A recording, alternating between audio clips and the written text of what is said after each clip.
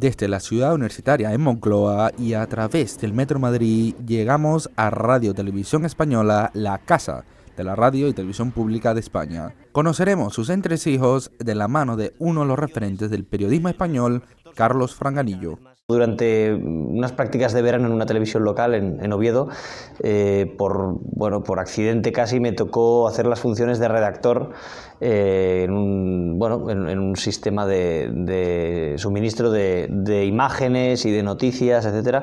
Con los teletipos que llegaban y las imágenes que enviaba una agencia, pues bueno, empecé a trastear y a construir crónicas de televisión. No era material rodado, pero era material que llegaba por agencia.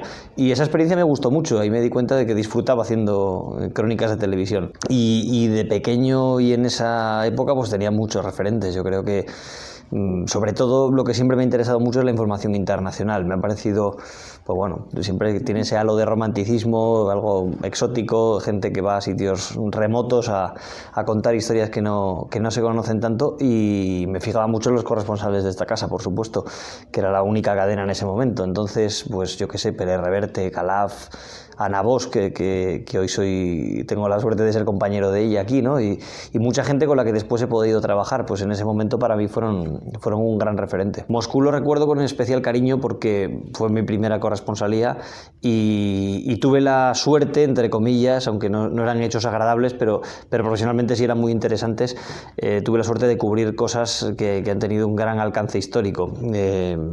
Por supuesto, una parte de la historia de Rusia y del putinismo, pero también todos los hechos de 2013-2014 en Kiev, digamos la primera parte o los inicios de lo que estamos viendo ahora, ¿no? Fue todo tan acelerado que la verdad es que casi no tuve tiempo ni a pensar. Me lo propusieron cuando estaba en Washington, tenía casi 24 o 48 horas para decir algo, me lancé y casi a los pocos días estaba ya ensayando y ya presentando, porque vine con muy poco tiempo Pero bueno, pues impone mucho. La verdad es que es algo como cualquier cosa que no has hecho antes y que temes no estar a la altura, ¿no? En la información no solo es una puesta en escena del trabajo del día, sino que muchas veces hay también el factor sorpresa y el factor noticia de última hora, donde el presentador o la presentadora tiene que tener capacidad de reacción, pero esa capacidad de reacción tiene que estar complementada por conocimiento, es decir, tiene que conocer más o menos a fondo las noticias que va a contar. Yo creo que el conocimiento da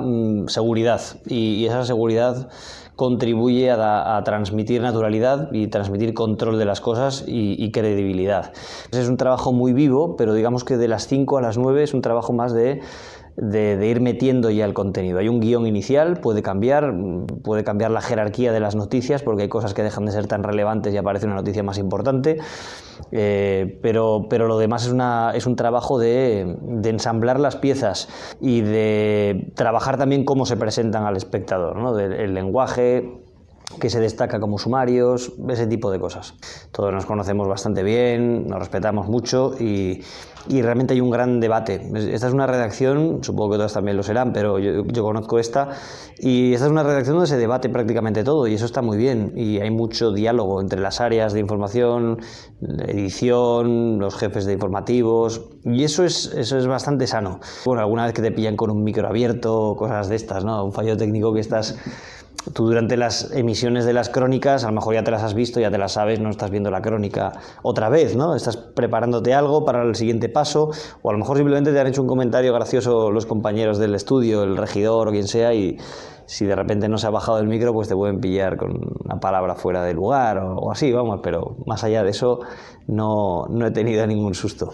Tener cierto apasionamiento por esa fase previa de estudio yo creo que es muy importante, y a partir de ahí no obsesionarse, por ejemplo en el caso de la televisión, con la imagen. Muchas veces la gente se obsesiona con salir en la televisión. Yo creo que eso es secundario, y hay un trabajo previo periodístico que debe ser mucho más concienzudo y que debe de apasionarnos más, ¿no? Si uno tiene ese apasionamiento, yo creo que luego se traduce mucho a la hora de transmitir verdad. Bueno, de verdad, muchas gracias, Carlos Franganillo, aquí en Televisión Española. Un gusto, de verdad, de verdad. Al momento de la emisión de esta entrevista, hemos conocido la noticia de la salida de Carlos Franganillo de Televisión Española y su llegada a Telecinco. Esta es una de las últimas entrevistas al periodista mientras seguía en la televisión pública.